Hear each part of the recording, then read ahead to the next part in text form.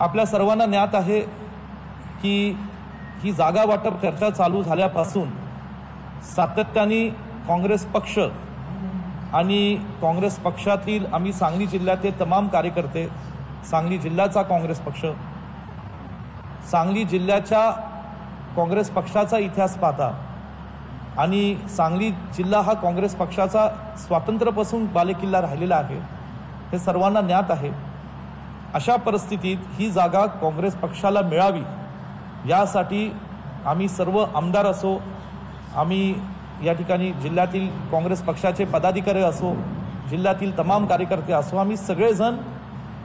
जिल्ह्यातील सांगली जिल्ह्यातील तमाम लोकांच्या भावना या आम्ही राज्यातील आमच्या पक्षश्रेष्ठीपर्यंत आणि दिल्लीतील काँग्रेस पक्षाच्या पक्षश्रेष्ठीपर्यंत पोहोचण्याचा आम्ही मनापासून प्रयत्न केलेला आहे। ज्या ज्या बैठका आमच्या मुंबईत राज्यातील पक्षनेत्यांसोबत झाल्या त्या बैठकांमध्ये आदरणीय नाना पटोले साहेब, राज्याचे काँग्रेस पक्षाचे प्रांताध्यक्ष, आदरणीय बाळासाहेब थोरात, विधिमंडळाचे आमचे नेते काँग्रेस पक्षाचे, आदरणीय पृथ्वीराज चव्हाण साहेब आणि इतर काही नेते मंडळी ही राज्यातील ज्येष्ठ मंडळी उपस्थित होते। दिल्लीतील अखिल भारतीय काँग्रेस कमिटीचे राष्ट्रीय अध्यक्ष आदरणीय मल्लिकार्जुन खरगे साहेब असतील, ज्येष्ठ नेते आदरणीय के.सी. वेणुगोपालजी साहेब असतील आणि ज्येष्ठ नेते आणि महाराष्ट्राचे प्रभारी आदरणीय रमेश चेन्नीतालाजी असतील, या सगळ्या नेत्यांना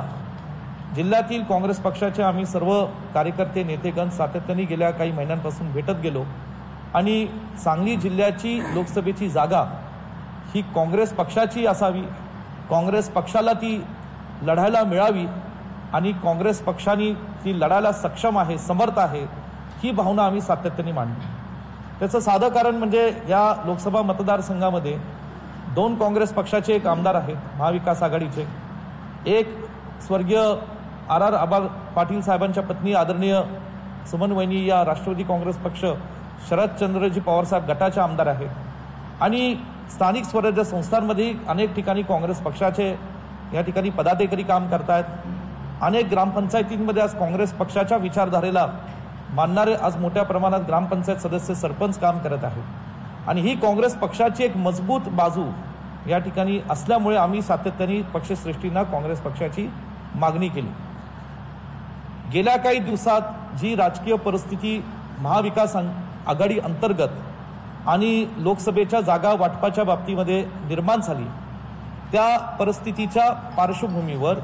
हे अनेकांना ज्ञात आहे की कोल्हापूरची जागा आदरणीय श्रीमंत छत्रपती शाहू महाराजांना काँग्रेस पक्षाच्या चिन्हावर लढायची होती म्हणून ती काँग्रेस पक्षाला देण्यात आली। या परिस्थितीमध्ये शिवसेना उद्धव बाळासाहेब ठाकरे गट यांनी सांगलीच्या जागेचा एक दावा केला आणि त्या दाव्यातून आदरणीय उद्धव बाळासाहेब ठाकरे साहेबांनी या ठिकाणी 21 तारखेला अचानकपणे इथल्या आमच्या सांगली जिल्ह्यातील चंद्रहार पाटील यांची उमेदवारी जाहीर केली। तदनंतर सुद्धा यामध्ये आमचे राज्यातले नेते आदरणीय थोरात साहेब असतील, आदरणीय नाना पटोले साहेब असतील, आदरणीय पृथ्वीराज साहेब असतील की ह्यांनी एक भूमिका घेतली की हा निर्णय थोडासा एकतर्फी होता आणि तो महाविकास आघाडीतल्या घटक पक्षांना विश्वासात घेऊन तो करण्याची आवश्यकता होती। आदरणीय उद्धव बाळासाहेब ठाकरे साहेबांबाबतीत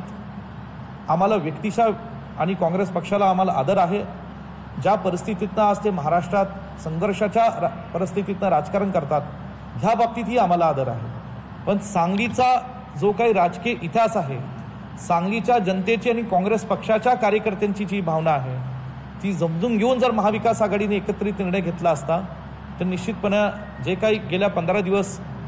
एक परिस्थिती निर्माण झाली होती ती कदाचित परिस्थिती निर्माण झाली नसती।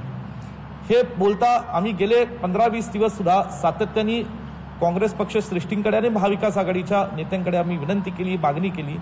या ठिकाणी आज की काँग्रेस पक्षाला ही जागा मिळावी।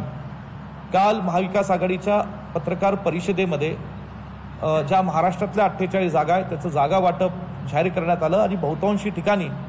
मला वाटतं जवळजवळ सर्वच ठिकाणी उमेदवार ही जाहीर करण्यात आले। आज ही जिल्ह्यातील काँग्रेस पक्षाचा एक कार्यकर्ता आणि आमदार ह्या नात्याने माझी नम्र विनंती राहील महाविकास आघाडीच्या आमच्या सर्व नेत्यांना की सांगली जिल्ह्याची राजकीय वस्तुस्थिती आणि परिस्थिती, सत्य परिस्थिती काय आहे ह्याच्या पुन्हा एकदा त्यांनी या ठिकाणी पारख करावी, पुन्हा एकदा त्याची माहिती घ्यावी आणि माहिती घेऊन जर ह्या निर्णयाबाबतीत काही फेरविचार करता येत असेल